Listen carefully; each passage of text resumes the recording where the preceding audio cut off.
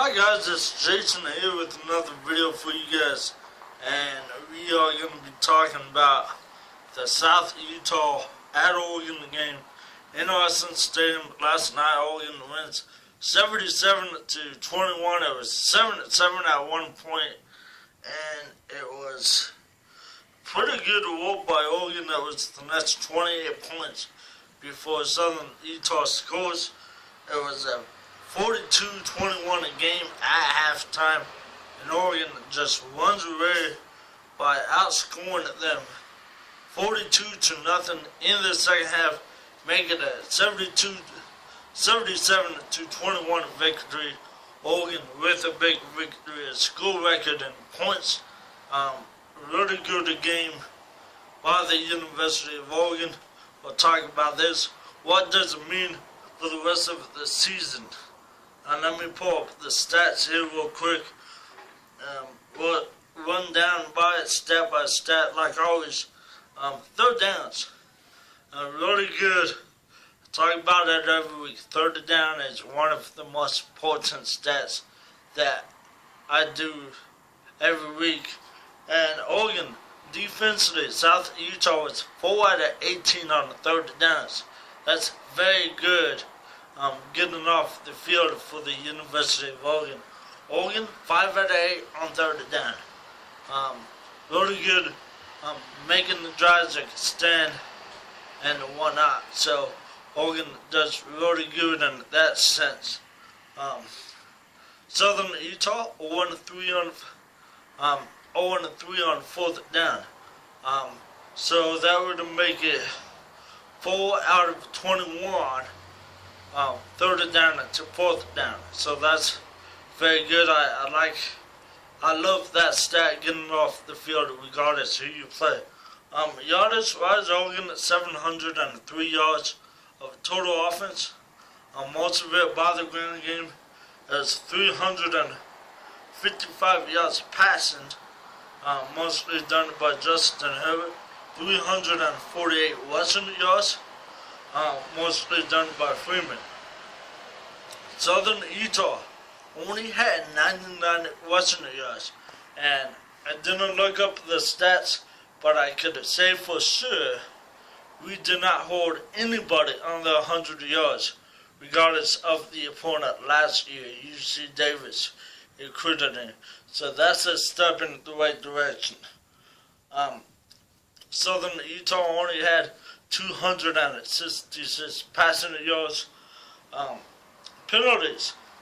This is a really big one. I didn't know it was that much for Oregon. 12 penalties for 115 yards. If I know, really tired. Haven't met the guy yet, but 12 penalties. No coach in America will be happy with 12 penalties. And there was a couple personal foul penalties. So that has to get cleaned up. And for Southern Utah, only 5 penalties, 52 yards. There was a pass play that the Thunderbird defender looked up the pass play, and it was all good, no flag. But what he did was he clapped right above the Oregon wide receiver. That costed 15 yards. But outside of that, it was a really clean game by the Thunderbirds. Time of possession, Oregon only 26 minutes. Southern Utah, 34 minutes. So time of possession doesn't really matter when you're scoring 77 points. We won't do that, obviously, the whole season. For Southern Utah, passing to Taylor, the main quarterback, 18 out of 34. He had 1 touchdown, 2 picks, 197 in the air. Flula, and their running back, 20 carries, 60 yards, 3 yards per carry. Green, 5 carries, 32 yards. Tight end, 10 carries, 17 yards. They did have one standout wide receiver, Mason, 5 catches, 106, and 1 touchdown. let's go over Oregon's stats real quick. As an offense, Herbert 17 out of 21, very efficient day, no pitch, no turnovers, and 281 passing. The other Southern quarterback, Ted Howdy, 6 out of 6, 74 yards. He came in late third quarter, early fourth. He was really affected. Only one passing the touchdown. That was to Wheeling. He had 3 catches, 54 yards, 55. Nelson had 5 catches, 99 yards. Freeman 4 catches, 50 yards. Not really much on a wide receiver note. Mitchell 2 catches, 11 yards. That is a concern. Yes, Wheeling and Nelson and the running backs did have a lot of catching. That could be really tired. Didn't want a lot on film. Or that could be the running game was just so effective. Was Freeman. I've been saying it for years now. Ever since his freshman year, he's the best running back in the nation when healthy. 23 carries, 150, and 4 touchdowns. Kenyon Benoit, 7 carries, 107, and 3 touchdowns. So he only had 7 carries and 3 touchdowns. That means only 4 of the carries wasn't touchdowns. Pretty impressive. Tony James, 9 carries, 32 yards. Donald Mitchell or McNeil, 2 carries, 17 yards. Herbert, 4 carries, 12 yards.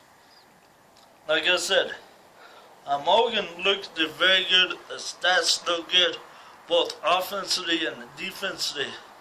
But I'm not there. I'm not saying the Pac-12 title. I'm not saying that we're gonna win games in the Pac-12. But if you compare last season's FCS opponent in this game, UC Davis tape, to this game, the defense looks better, and I'm excited to that point, to an extent. Nebraska next week is a lot better team, a lot better athletes. I know they didn't look good against Arkansas State. I know that, but this is a game-to-game basis. Okay, but I will say, you see a lot of teams around the country struggled with inferior teams. Oregon did not do that. That I'm pleased. We shut out an opponent in the second half, and we haven't done that for a year or two.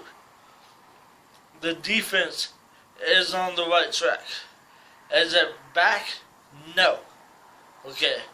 Let me talk about that after Wyoming. That's in 2 weeks. But this Oregon team is in very good spirits. Okay. Listening to the press conference, Wes Freeman, Charles Nelson's, the seniors on this team have said this is a different program. This is a different team. That I like. There's a different atmosphere, different change to this program. Okay. Like I said, I'm not saying that we're going to win the North. Not even that. But you're going to have to get ready for Oregon. Okay. You're going to have to be ready for Oregon. It's not a cakewalk. Okay. Oregon will not be a cakewalk, offensively or defensively. But saying that, this game looked good. Defensively looked good. One breakdown that I saw and working pass coverage. But the DBs weren't getting beat deep.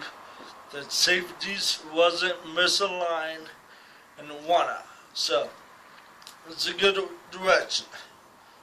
Like I said, Nebraska's next week. Southern Utah goes to SF Austin next week.